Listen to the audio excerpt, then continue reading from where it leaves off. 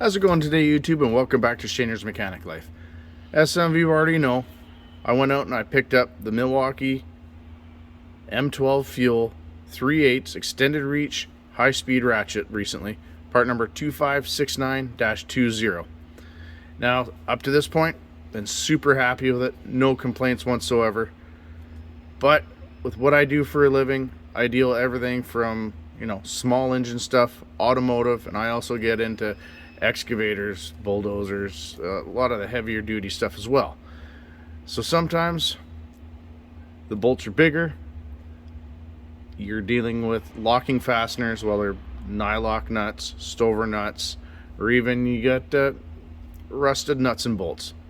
Sometimes once you crack the brake torque with this, the 35 foot-pounds just isn't enough to spin the fastener free.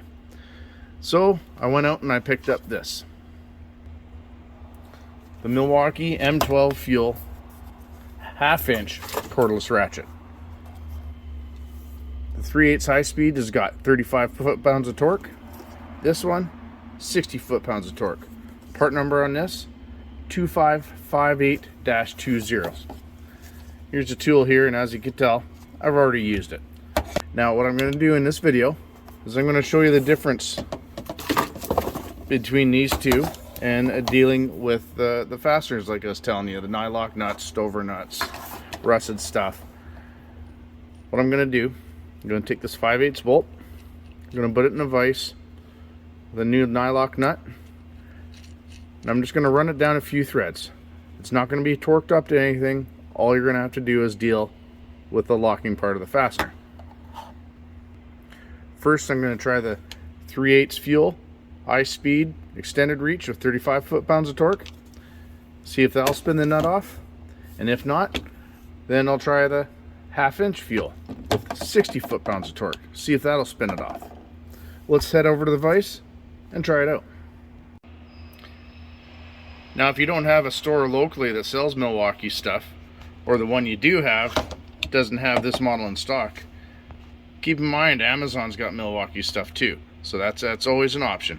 If you want, I'll leave a link to this one in the description of this video.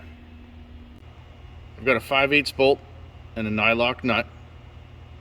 Just ran down a few threads, not torqued anything.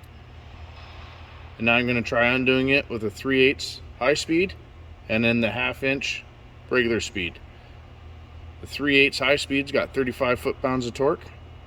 The half-inch regular ratchet, 60 foot-pounds of torque, which hopefully is enough to overcome these fasteners with like Nylock nuts, Stover nuts, or even a rusted nut and bolt that just needs that much more torque just to overcome the resistance in the threads.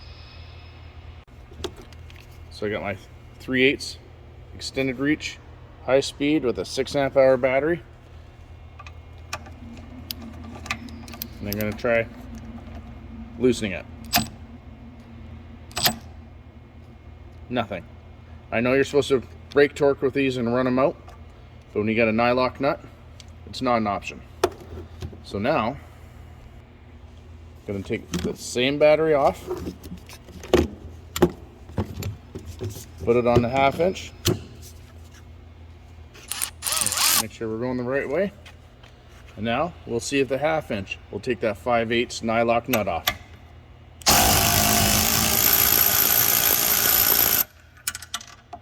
No problem. A little bit slower, but sometimes speed isn't everything.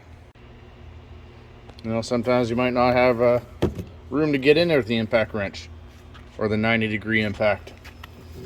So it breaks down to the right tool for the right job scenario.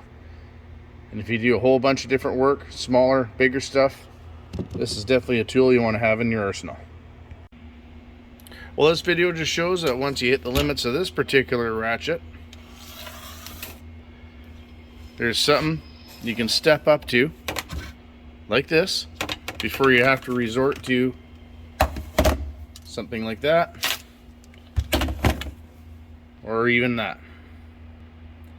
And when you start getting into these two, you're going to need substantially more space to do the job. Now, don't get me wrong, I absolutely love this ratchet. but sometimes you just gotta go a little bit bigger. Let me know what you think in the comment section. If you like that video, hit that like button. If you want to see more like it, hit the subscribe button and notification bell in the bottom right hand corner. That way you get notified when we get new videos coming out. Well, that's it for tonight, everybody. Have a good night and keep wrenching.